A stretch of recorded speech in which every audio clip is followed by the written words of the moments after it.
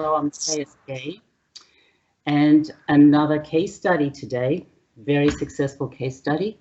So what happens when you find yourself doing the right nutrition? You're in the carnivore group, in the paleo, but you still have chronic symptoms or you still have addictions that are not changing. Well, today's case study is about changing mindset, changing attitudes, because nutrition and supplements only go to 25% of you. The rest is the mindset, the beliefs, and how you approach problem to solution. And that's exactly what I want people to understand. I want to change the way people approach problems, health problems, going to solutions. Hello, George, and welcome. Hi, Taya. How are you?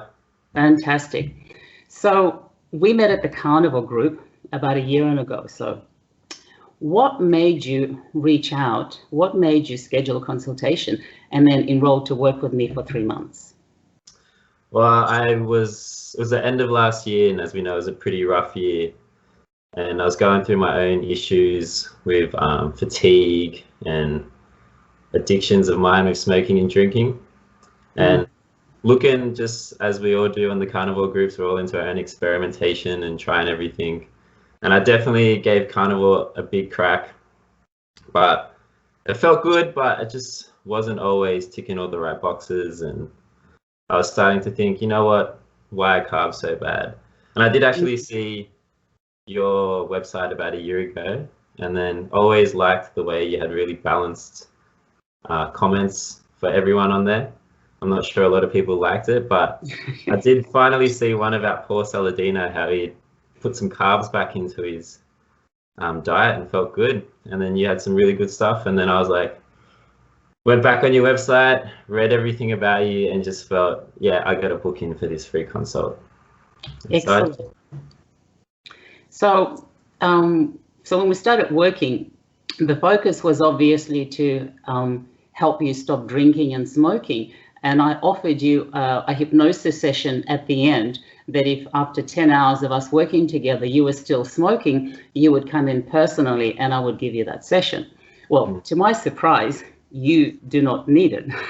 No. So after about 3 sessions that we did on Skype, your cravings ceased and you were just very moderate with your drinking, and the smoking has stopped. So I'm impressed.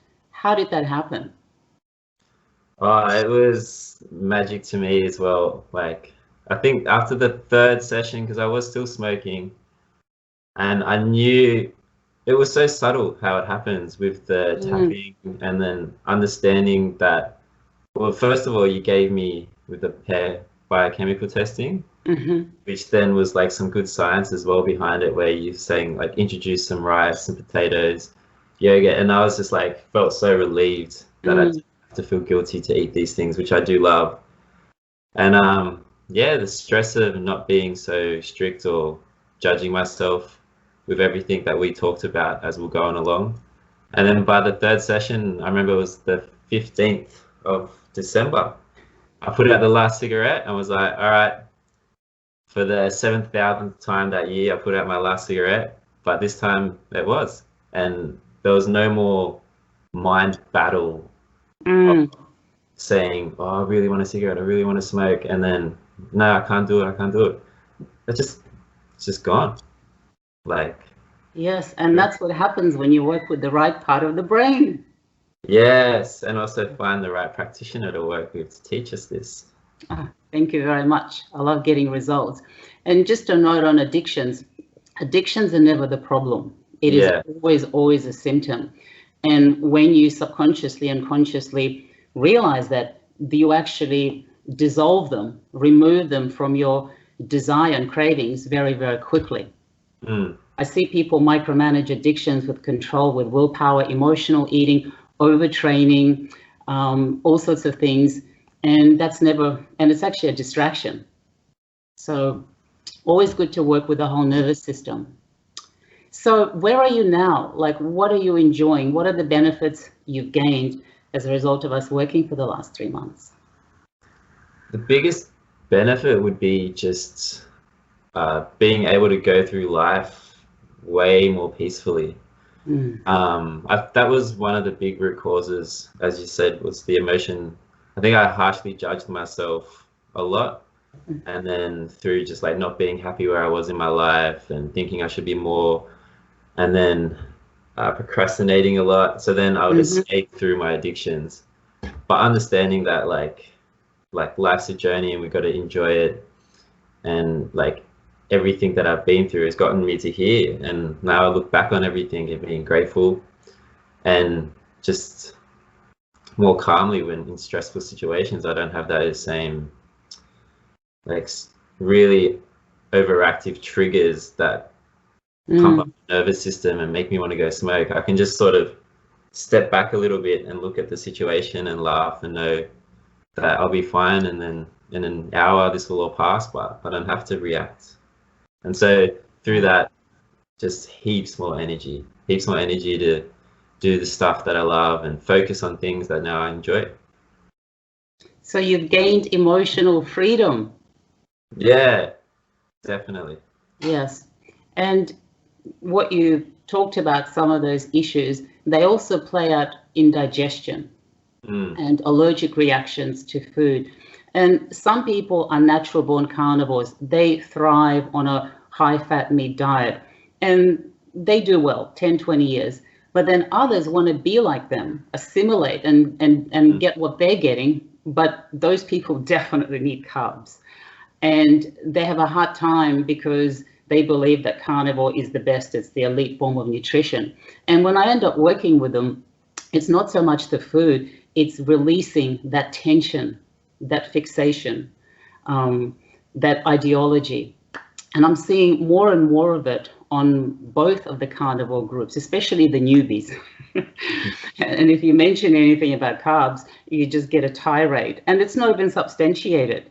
Yeah. And I've been talking about biochemical individuality since 2005, for 15 years. And only now I'm starting to see people kind of like building businesses and successful, websites promoting different ways of individuality, such as Ayurveda, the Pitta Vata Kapha body type, right? It's 5,000-year-old system. Or the ectomorph, endomorph, mesomorph, which is run in bodybuilding circles, and Arnold Schwarzenegger used it to train, and Mr. Olympia, Franco Colombo. But it still falls on deaf ears. People still get attached to that one diet for all. Michelle Bridges, if she is lean, we should do Michelle Bridges 12 boot camp and flog ourselves and crash and burn and put on weight afterwards. And I really want to stop this. I want to stop this nonsense. And so working individually and getting to the root cause of nervous system, it gives you a template for life, because what you get is the art and science of healing. And you're an acupuncturist, and you're going back into the field with a renewed sense of enthusiasm, helping your clients at a deeper level instead of just doing a modality. Yeah, I can definitely speak of that. Just thinking the one modality will fix everything. Like working as an acupuncturist before, I'd be doing everything I was taught, but could see that there was more things that were needed that were out of my scope even. And so it's really just accepting the fact that we don't know everything, and that person X also doesn't know everything, and it's got to be a very big holistic way of it, and individual as well. Like I found once I started happily ingesting carbs again instead of regretfully, and then just eating the right things as well, like still sticking to a lot of like meat-based stuff, but the rice and the yogurt and the potatoes, which it made also, I guess, the addictions just fade away, because my blood sugars were more stable all throughout the day. I felt more in my body as well, just present. And I think it's definitely a big part of that was the mindset, but the feeling full and just not stressing about the food. Yeah, and I remember I introduced the carbs very slowly. It wasn't like overnight, go and eat all of the carbs, because that's asking for problems. You don't even have the enzymes for all the carbs. But what it does is that it takes the pressure off the liver. the neoglucogenesis, when people have to convert their muscle tissue or fat for energy. Not everyone can do that well. Not everyone's livers is up to speed. And so they end up catabolizing their muscle tissue, and that's constantly living on stress hormones, adrenaline and cortisol. And you can do that for 2 years, but after 2 years, most people in that category would be stuffed. And you see it on the hair test. And so the hair test revealed to me that you really, really needed carbs. It wasn't like I was just guessing. It was like the test said, this is a balanced type metabolism. You need to eat from both. And you were very open, you didn't put up an argument. Yeah. So it made it even easier. And yeah, blood sugar is one of the root causes of addictions. The smoking, it raises adrenaline. The drinking, it calms the person down who has an excess adrenaline, helps them to sleep. So every addiction serves some biochemical purpose. We're very clever with what we choose to self-medicate.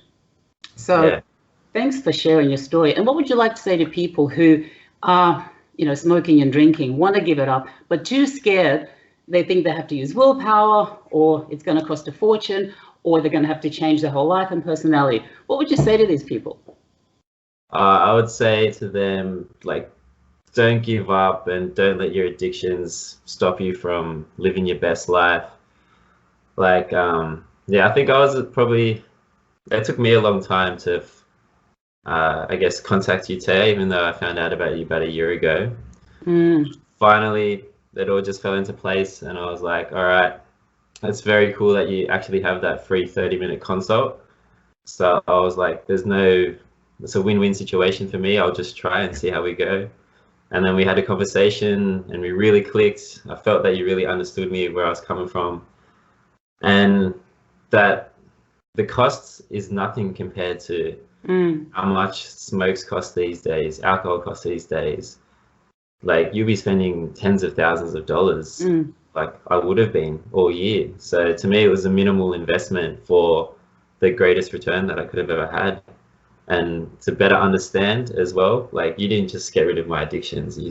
As you said before, it was now it's emotional freedom. So I can now actually, it opened up a whole plethora of other things that I was hiding from. Now I'm like, oh wow, okay, I can focus on these things, and I focus on them with glee as well now, instead of run and hide. Yeah, and that's the thing.